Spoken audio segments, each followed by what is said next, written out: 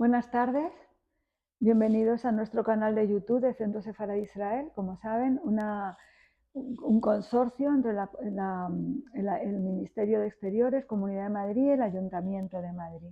Hoy tenemos con nosotros un visitante de lujo, que es León Chocrón.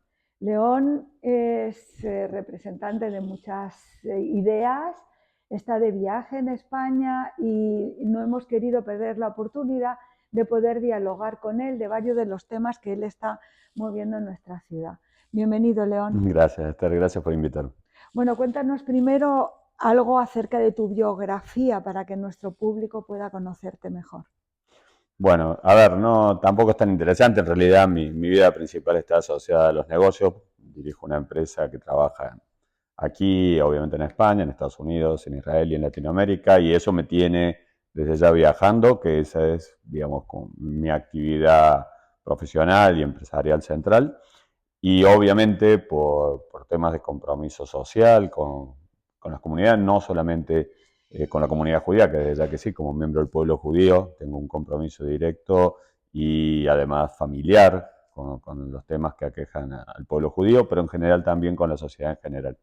Entonces, este viaje en realidad y esta estadía aquí en Madrid tiene dos partes. En parte atender nuestras cuestiones de negocios, pero también atender a otros temas que creo que son fundamentales para la sociedad.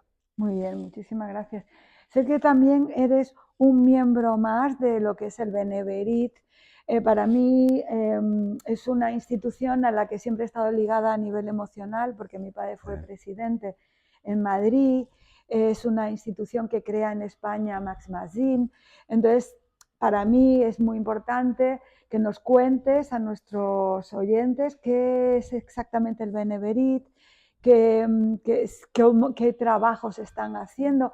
En la época de mi padre, el Beneveri tuvo una actividad muy importante, sobre todo con el caso Violeta Friedman. Exacto. Sé que también el Anti-Defamation League formó parte de esta institución, pero luego con el tiempo esta institución en España ha tenido menos presencia. Por eso me parece interesante que nos cuentes cuáles son sus actividades y si sigue el Benibrit relacionada con toda esta idea del antisemitismo. Bien. Claro, bueno, a ver, sí, soy miembro de B'nai B'rith desde hace realmente muchísimos años, no recuerdo cuántos. B'nai B'rith es una organización internacional que tiene 180 años, un poquito más de 180 años de existencia, y que está presente prácticamente en todo el mundo, en la mayoría de los países, con una actividad muy fuerte en temas judaicos sin ninguna duda, en temas de la comunidad judía desde ya. Es la organización judía probablemente más antigua que existe y con mayor penetración en distintos ámbitos de la vida social, judía y no judía. Tiene muchas actividades que no están directamente relacionadas a la comunidad judía, sino en lo particular, sino a la sociedad en general, y es parte de lo que en el judaísmo se llama Tikkun Olam, obviamente, así que se hacen actividades en distintos países a nivel mundial, en algunas participo, obviamente puedo participar, relacionado con personas con capacidades diferentes, relacionado con medicamentos, podemos hablar de horas de cada uno de los programas que corre B'nai B'rith, otras tantas relacionadas con la herencia judía de distintas formas, en distintos lugares, incluyendo aquí en España.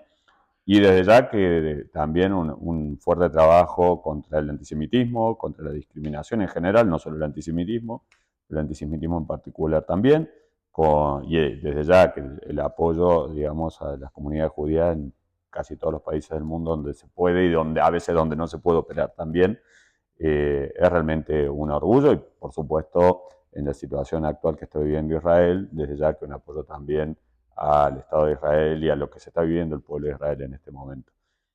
Dentro de una cantidad enorme de temas que hoy se trabajan y en los cuales, bueno, en algunos puedo estar presente y con mucho orgullo lo hago, además de tener una enseñanza y una historia familiar, porque me he criado entre libros de B'nai B'rith, mi madre, tíos, abuelos, o sea, todos hemos participado y sido miembros en distintos países, la clásica de los judíos errantes, pero con mucho orgullo. Y hoy realmente me dio el gusto de tener grandes amigos y, bueno, nuevos amigos también vinculados a la institución, así que es algo fantástico. ¿Cuándo se crea el Benebrit?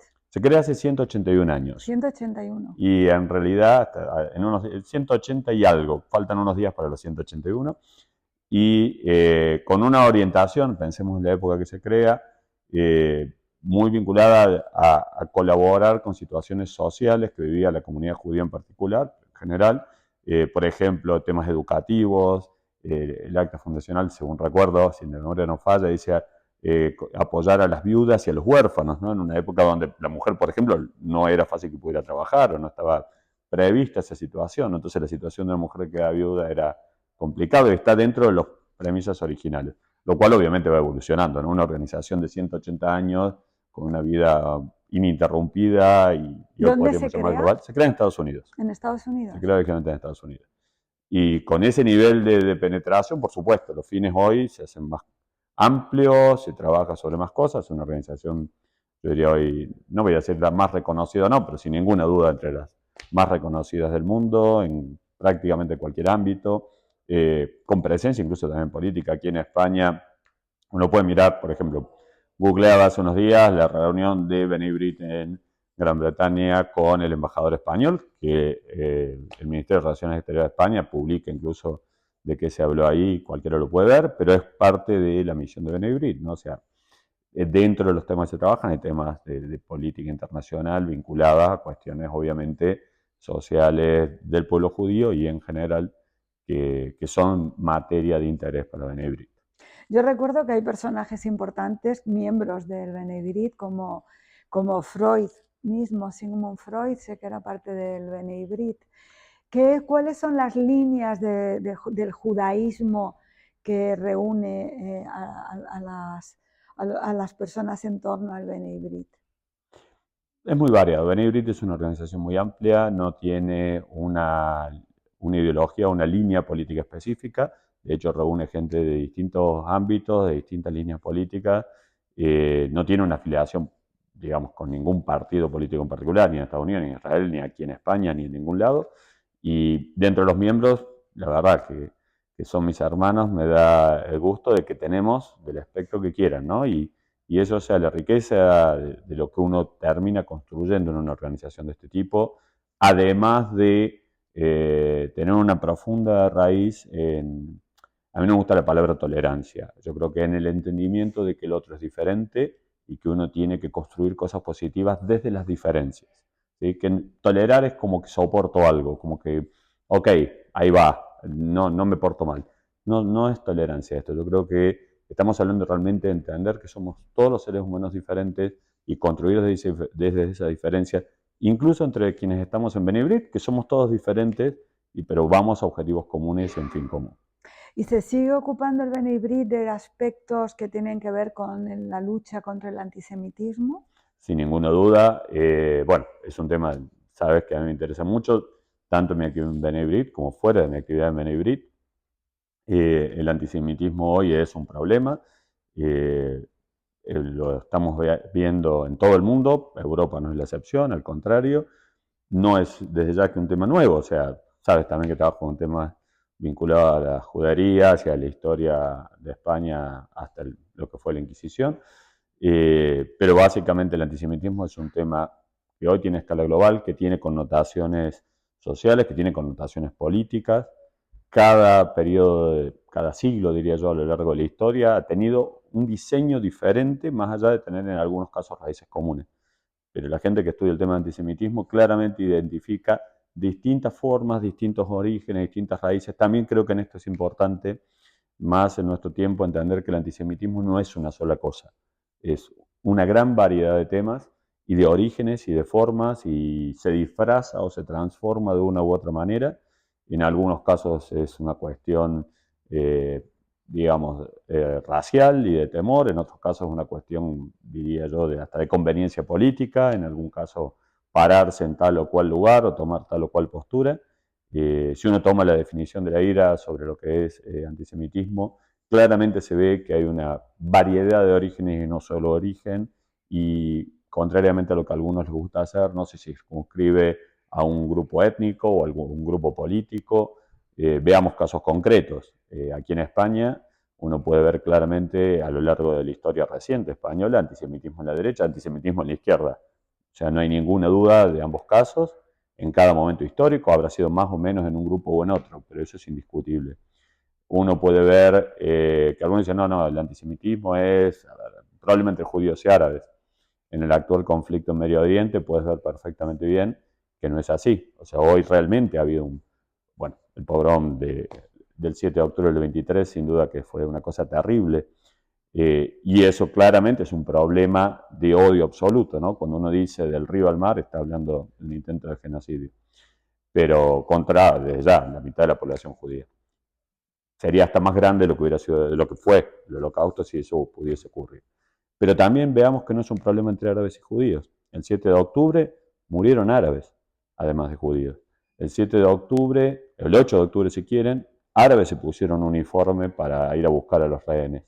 Árabes murieron en Gaza. Árabes fueron rescatados como rehenes. Entonces no es un tema entre árabes y judíos. La mayor parte de los países árabes no están atacando a Israel hoy y eso es una gran diferencia. 50 años atrás vivíamos década tras década, una guerra tras otra.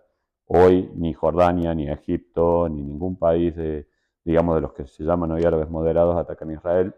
Y eso también es un cambio. Entonces, el antisemitismo no es una sola cosa, no es un problema entre árabes y judíos, no es un problema entre la derecha y los judíos, entre la izquierda y los judíos, o entre, no sé, más claros o más oscuros. Es un tema que tiene múltiples raíces, que en algunos casos es ignorancia, en otros casos es conveniencia, en otros casos es barbarie. Pero uno tiene que ir enfocando y yo siempre digo, si uno no entiende la raíz de cada problema, no va a poder dar una buena solución. O sea, si queremos solucionar los temas, tenemos que ir específicamente a la raíz, tenemos que entender la problemática, tenemos que poner la verdad sobre la mesa y a partir de ahí construir la salida. Y entonces, viendo esta problemática tan compleja, ¿qué opiniones tienes tú al respecto como para ir poco a poco solucionando el problema? Porque evidentemente la educación, que era una de las prioridades que nos habíamos puesto durante años para evitar mediante los recordatorios del Holocausto, mediante los memoriales, no ha impedido que en determinados momentos sigan o se mantengan estos brotes. Entonces, ¿cómo crees tú que podríamos iniciar o continuar aspectos para poder ayudar a evitar el antisemitismo? Wow, es la respuesta como para 400 horas de conversación, pero a ver, elijamos algunos puntos. Sin duda que la educación es una de ellas, para bien y para mal. El antisemitismo también se educa hacia el antisemitismo en algunos casos, como en el caso que acabamos de comentar reciente que estalló el año pasado. Sin duda que hay casos de conveniencia, no hay duda, y hay gente que creo que es la minoría que realmente está convencida de ello, pero es un convencimiento imposible de justificar. Cualquiera sea, ¿no? Desde la decapitación de un bebé el 7 de octubre, o lo que pasó en Ámsterdam, o mismo la Inquisición aquí en España años atrás, que más allá de la discusión, indiscutiblemente es otro caso similar. Se educa a veces a la gente para odiar y se puede educar para no odiar y para entender las diferencias. Creo que la educación no es una educación que evite el antisemitismo, o sea, el antisemitismo es un emergente de otras cosas. Uno tiene que educar, por ejemplo, en lo que decía recién, en mi opinión, no sé si mi opinión es válida en esto, pero uno tiene que educar no en la tolerancia, tiene que educar en entender que somos todos diferentes, todos aportamos algo y todos tenemos algún valor. Y desde esa base, que es muy universal, se eliminan muchas veces, no siempre, pero en un fuerte porcentaje, los distintos tipos de discriminación, que no, insisto, no es solo el antisemitismo, ¿no? La discriminación al que es diferente, al que tiene alguna capacidad diferente, vamos a llamarlo así, al que de alguna manera allega de un lugar o de otro. O sea, evidentemente hay gente mala en el mundo y esa maldad existe y esa maldad hay que combatirla. Pero la ignorancia es parte de esto y la educación yo creo que no es solamente o específicamente la más importante sobre el antisemitismo, sino en entender cómo se convive desde las diferencias. Has hablado de la actualidad y estás hablando también de la relación con el pasado, incluso has hablado de la Inquisición. Sé que tienes orígenes del pasado familiares con algunas áreas geográficas españolas. ¿Puedes comentarnos algo más acerca de esto? Sí, claro, ya tocas temas que me en lo particular me son sensibles y me gustan y me resultan atractivos de tratar. Bueno, mi familia es sefardí, obviamente, por el lado que la busques. Parte de mi familia viene originalmente de Jaén. Jaén tuvo una judería que hoy podemos confirmar con los trabajos que se han hecho más recientemente y documentos que se han descubierto, que termina, como todos o quizá muchos saben, en 1391. O sea, el proceso completo arranca en 1391 y termina en 1492 en España. Son 101 años. En algunos lugares llegó primero, en otros lugares llegó posteriormente. En Jaén llega en 1391, donde hubo una judería, cuando uno empieza a reconstruir la historia, evidentemente significativa, es donde se origina Hashtag Ben Shaprut, que es probablemente una de las figuras más prominentes del inicio de todo ese periodo, ¿sí? Que luego tiene su actividad como visir de los califas, reconocido diplomático al día de hoy cuando uno lo analiza en retrospectiva, el que tuvo el contacto con el reino de los Házaros, nace en Jaén. Mi familia originalmente es de Jaén, mi bisabuelo es el gran rabino Sabetay de Jaén, que fue condecorado aquí en España por su trabajo también en pos de los sefardíes. Cuéntame un Sí, poquito más detenidamente acerca de esa personalidad que me estás contando, porque bueno, es totalmente desconocido para un público general. ok, Sabetay de Jaén fue un gran rabino, pero ¿En en qué general, época estamos hablando? un siglo atrás, digamos, para fijar un periodo aproximado. O sea, pero tiene toda una vida de trabajo para hacerlo rápido pero claro. Nace en Rumanía, se convierte desde ya en rabino, viaja y se va a vivir a Sudamérica como el gran rabino de Argentina y Uruguay, y atendiendo las escuelas también de Chile. Eso fue en la fines de los 20, en la década del 20 del siglo pasado. Posteriormente vuelve a Europa como gran rabino de los Balcanes, hasta que llega el periodo nazi. En algún momento es atrapado por la Gestapo, logra ser liberado con ayuda de los no judíos, justamente por otra gran parte de su vida, que no era solamente el gran rabino, sino, de acuerdo a la Real Academia Española, uno de los autores más prolíferos en judeo español de obras de teatro, tiene una gran cantidad de obras de teatro, periodista, integrante sin duda de todo lo que es el movimiento nacional del pueblo judío y con un fuerte trabajo en pos de eso. Repítenos su nombre, por favor, para que Sabetay de Jaén, que es, a ver, para quienes conocen un poquito más, es bastante conocido. De hecho, hoy una de las sedes de la Universidad Popular de Jaén lleva su nombre. Pero, y todo eso se construye, bueno, llega el periodo nazi, obviamente tiene que pasar a la clandestinidad, escaparse cuando sobrevive. Finalmente logra regresar a Sudamérica con un pasaporte que le provee Uruguay. Vive un par de años más, se recupera su estado de salud, vuelve a trabajar y fallece trabajando. Esa es la realidad, ya siendo un hombre un ¿en poco qué más grande. ciudad? Entonces, es muy curiosa la situación porque es interesante por lo que venimos hablando. Fallece en una ciudad que se llama Tucumán, que queda en el centro de la Argentina, a donde él había ido exclusivamente por un par de días para atender una disputa muy fuerte que había entre Sefaradim y Ashkenazim. Y lo llaman a él como una figura central y muy respetada para tratar de resolver el tema. Y cuando termina su actividad de un par de días, fallece esa noche. ¿Y tienes relación con, o sea, conoces qué disputa se trataba? ¿Era un tema talmúdico, un tema de costumbre? No, es un tema, a ver, las migraciones en Sudamérica, no solo en Tucumán, Tucumán es un caso, pero ha pasado en muchos lugares. Eh, Obviamente los judíos que van a Sudamérica provienen de distintos orígenes y la división Sefardím-Ashkenazim es casi un Barça-Real Madrid, una cosa por el estilo.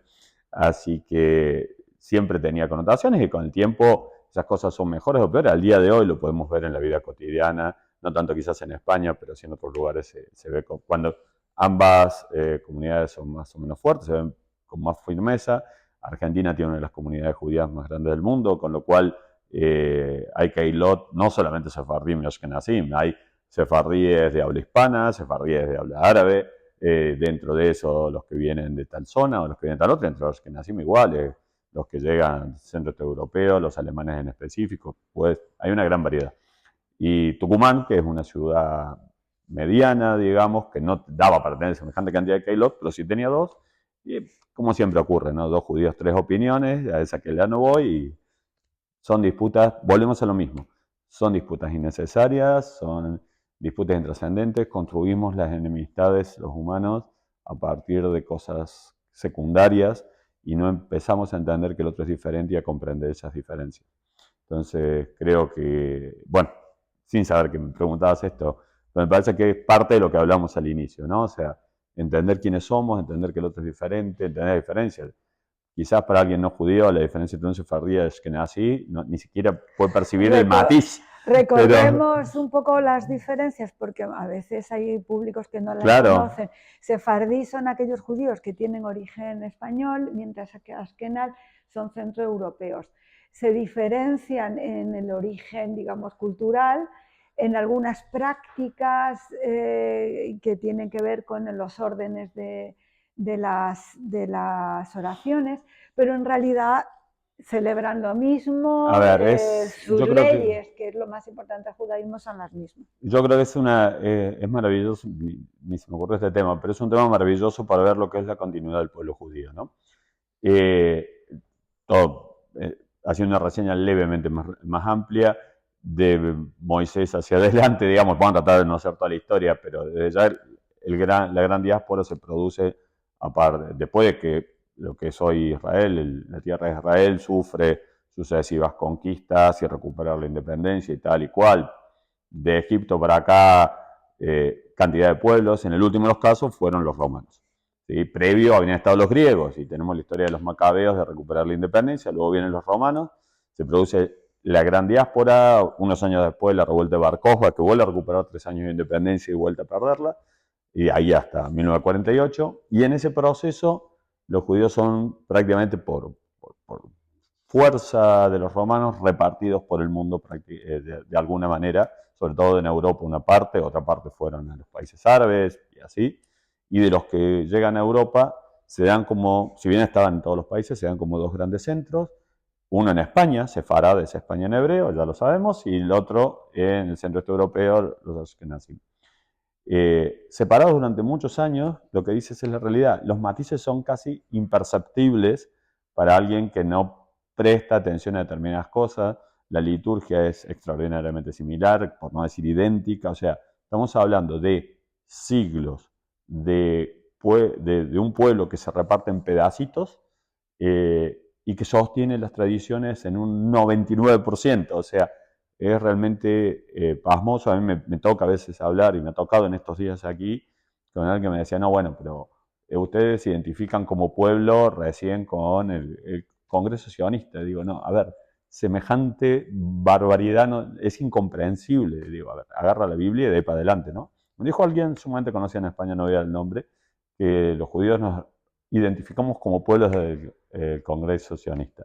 Es una locura, o sea, uno lo ve en tantos detalles que no se puede creer. Hay una anécdota muy buena del primer viaje de Ben Gurion como primer ministro de Estados Unidos, donde el secretario de Estado en ese momento le dice a Ben Gurion, dice, a ver, usted no cree que realmente el pueblo judío es un pueblo, porque ha estado tan repartido, ya es un conjunto de gente nada más, que tiene una religión similar o no. Y Ben Gurion le contesta, le dice en aquel momento, según la anécdota, dice, Estados Unidos, que es una gran nación indiscutiblemente, y es un gran pueblo y tiene espíritu de pueblo y demás, se construye a partir de la llegada del Mayflower, del barco Mayflower. Y le dice al señor, dice, vamos a hacer una cosa, y usted es el secretario de Estado, dice, salgamos aquí en Washington, juntemos 10 niños y le preguntemos algunas cosas sencillas, ¿no? Como por ejemplo, quién era el capitán del Mayflower, qué comieron durante el viaje, cómo estaba el mar cuando iniciaron la travesía, y a partir de ahí, y veamos qué respuestas juntamos. Y dice, lamentablemente creo que los 10 niños no me van a poder contestar estas preguntas. Dice, ahora usted que es el secretario de Estado que va por todo el mundo, vaya a cada lugar que encuentre, ya que dice que es cierto, los judíos quedan repartidos por todo el mundo, vaya a cada lugar y busque 10 niños judíos. No por 200 años atrás, por 3.500 años atrás, cuando salimos de Egipto, pregúntele a cada grupo de 10 niños quién fue el líder que lo sacó de Egipto, cómo estaba el mar cuando se lo encontraron y qué comieron durante el viaje. Los 10 niños en cada parte del mundo le darán la misma respuesta. por eso somos un pueblo. Y creo que eso está muy bueno para explicar, digamos, que estas diferencias a veces, que todas hasta bromeamos, yo bromeo mucho con que los sefardim somos mejores que los ashkenazim, pero la verdad, cuando es divertido y es una broma, está muy bien. Cuando valoramos las diferencias, está muy bien. Cuando creemos que eso es un motivo de disputa, es de locos. Y lo mismo, eso en otras escalas mucho más violentas, obviamente, porque esto no es violento, se convierte en antisemitismo o en el odio al diferente, cualquiera sea la forma. Tenemos que pensar que lo que tenemos que hacer es lograr que la gente viva bien. Todo el mundo, cualquier persona tiene el derecho de eso y sobre eso hay que trabajar. Bueno, sobre los sefardíes y askenaz, Albert Cohen hablaba de la comida y decía que la comida sefardí evidentemente no era comparable con la askenaz, que valía mucho más, pero que el resto, por supuesto, iguales.